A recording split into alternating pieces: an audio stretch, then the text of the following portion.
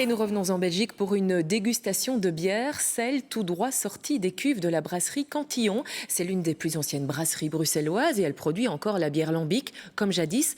Elle traverse d'ailleurs la crise sanitaire sans trop souffrir. Un mélange d'eau et de céréales à 72 degrés. Ce n'est pas encore de la bière, mais c'est bien parti. Ici, c'est vraiment l'étape principale que tous les brasseurs doivent effectuer. Transformation des amidons des céréales en sucre fermenté cible. Puisque pour avoir un produit alcoolisé, que ce soit de la bière, du vin, du cidre, il faut toujours un jus sucré. Ce jus va être chauffé par paliers, provoquant diverses réactions chimiques. Et il finira ici, dans une cuve de refroidissement, sous les combles. Vous avez votre soupe qui est bouillante, vous soufflez sur la soupe pour la refroidir. Ici, c'est la même chose, mais ça se fait de façon tout à fait naturelle. Naturel aussi, les bactéries qui vont ensemencer ce futur lambic. Il sera ensuite mis dans des anciennes barriques de vin. Florian est occupé à les nettoyer, comme son père et son grand-père avant lui. C'est la 5e génération de brasseurs. C'est vrai qu'on voit plein de petites entreprises familiales qui se perdent, qui doivent déposer le bilan ces derniers temps, surtout avec ce qui se passe et la situation sanitaire. Donc ouais, c'est important de garder cette tradition et voilà. Mais Florian n'est pas le seul jeune. La brasserie en attire du monde entier, comme Jean, ce juriste parisien qui remplit des sacs de houblon.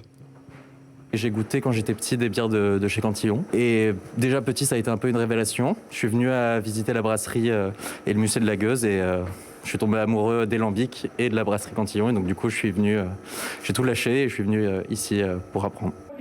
Colline, elle, est américaine. Elle a travaillé 4 ans dans une brasserie de Philadelphie avant d'atterrir ici. C'est la fermentation spontanée, alors c'est vraiment différent que là-bas. Mais on utilise une filtration un peu différente, un peu plus vieux que là-bas. Mais oui, c'est bien.